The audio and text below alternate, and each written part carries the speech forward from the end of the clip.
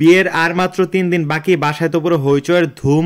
আজকে গিয়েছিলাম মামা বাসায়, বিয়ের প্যান্ডেলের জন্য প্রস্তুতি চলছে। তো ভাগনাকে আমি কপালের মধ্যে একটু কালো টিপ দিয়ে আসলাম, কারণ যদি মেয়ের ওর দিকে নজর দেয় তাহলে তো সমস্যা। আসসালামু আলাইকুম, কি অবস্থা সবার, কেমন আছেন? আজকে আমি চলে আসছি মামা বাসায়। তো বাসায় যাওয়ার আগে আমি দেখাবো যে মামা তো ভাইয়ার বিয়ের গেটটা ঠিক কেমন। আপনারা কিন্তু এই বিয়ের ব্লগ গুলো ধাপে ধাপে অনেকগুলো ব্লগ পাবেন, ঠিক আছে? সো এই জন্য আর কি আমার পেজটাকে এখন ফলো করে রাখুন, তারপর আর কি ভিডিওটা দেখুন, আপনাদের নাইলে মনে থাকবে না। বিয়ের প্যান্ডেলটা বাঁশ দিয়ে গড়ার পরে তারপর কাপড় দিয়ে সাজাইতেছে। আমাদের মুন্সিগঞ্জে সচরাচর এরকমটাই হয়। তারপর আর কি ডেক গুলো বাসায় নিয়ে যাচ্ছে। আর এই যে দেখেন লাইট গুলো কি সুন্দর করে সাজাইতেছে, রাতে অনেক সুন্দর ঝলমল ঝলমল করবে লাইট গুলো। তো আমি এখন মামা বাসায় গিয়ে দেখবো যে ওখানে কতদূর কাজ হলো। সকাল থেকে আর কি প্যান্ডেলের কাজগুলো চলতেছে। আর বাসায় আজকে মেহমান টেহমান সবাই আর কি আসবো বিকাল থেকে, সকালে হয়তো তেমন কেউ একটা আসে নাই। তো আমার দেখে আর কি ভাগনারা সবাই গেটের মধ্যে চলে আসছে। আমি ওদের বললাম যে গেটের থেকে বাইরে হবে না, গেটের থেকে বাইরে হবে না, তাও কিন্তু সালা পাগল হয়ে ধরে লয়ে যাবো। তো আমার আর কি আরো সকাল সকাল আসা উচিত ছিল, যখন আর কি এখানে প্যান্ডেল গুলো করতেছিল। এখন প্যান্ডেল গুলো একবার রেডি হয়ে গেছে। আর ওই যে ওদিকে আর কি নিয়া ডেক্সি গুলা থুইতাছে বড় বড়, তো ওগুলো আমি আপনাদেরকে দেখাই কই রাখতাছে। তো বড় বড় ডেক গুলো রান্নাঘরের মধ্যে রাখতাছে, এগুলা দিয়ে আর কি আড়াই নারী অনুষ্ঠানের মধ্যে রান্না করা হবে।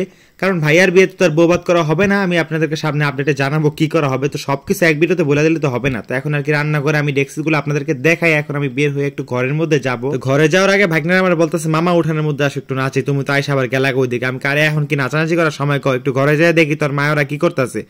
এখন ঘরের মধ্যে গিয়া দেখি তারা উস্তা করতেছে, বুঝছেন? উস্তা আলু দিয়া উস্তা নাকি ভাজি করবো। ওই যে যারা আর কি গেট তৈরি করে দিতে আসছে, যারা আর কি ডেকোরেশন মানুষগুলো আছে কাজ করতেছে, তারা আর কি দুপুরে নাকি এখানে ভাত খাইবো। তা আমি আর কি করলাম, চিন্তা করলাম যে একটু হেল্প করে সবাই। এখন কি হেল্প করা যায়? উস্তাগুলো কাটার পরে আমি এখানে একটু ভালো করে পরিষ্কার করে দিয়েছি। যদিও আর কি এর আগে মামি এখানটা ভালো করে পরিষ্কার করছে, তাও আমি একটু করে দিলাম, এক্সট্রা বেনিফিট। ঝাড়ু দেওয়া শেষে আমি বাহিরে আসলাম। বাহিরে এসে দেখতেছি যে এখানে খুব ভালো লাগতেছে আমার কাছে, কারণ দেখা গেছে গ্রামীণ পরিবেশের মধ্যে এরকম একটা প্যান্ডেল, এর মধ্যে চেয়ারগুলো, মামা ভাগনা সবাই একসাথে, কি যে একটা মজার বিষয়। আমি এখন আমার ছোট মামারে বলতেছি, মামা বাসায় তো অনেক তোর মামা তো বোনেরা আসবো, এখন তোর দিকে মেয়েরা নজর দিতেই পারে, এটা স্বাভাবিক, কারণ তোর চেহারাটা কিন্তু গোলুমলু খুব সুন্দর। এই জন্য আমি করলাম কি পাইলার থেকে এক ফোঁটা কালি নিয়ে আমার কপালে লাগাই দিলাম।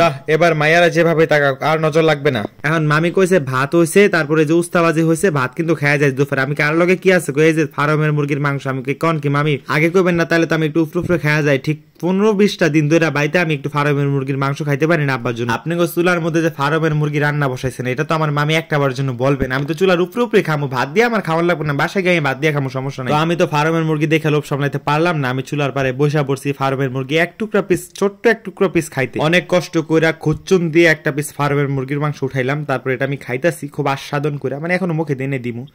তো আজকে আর কি বিকালে অনেক মেহমান টেহমান চলে আসবো, আর আমি একটু পর বাসায় চলে যাবো। আমার আর কি বাসায় অনেক কাজ আছে, প্রচুর প্যারা আছে, আবার একটু দৌড়াদৌড়ি করতে হবে, আবার মুন্সিগঞ্জ সদরে যাইতে হবে একটু। তো যাই হোক গাইস, আজকের ব্লগটা ছিল এ পর্যন্ত। আপনারা কিন্তু ধারাবাহিকভাবে ব্লগ পাবেন, সামনে কিন্তু প্রচুর ব্লগ আছে, আপনাদের কিন্তু দেখতে হবে। সবাই ভালো থাকবেন, আল্লাহ হাফেজ।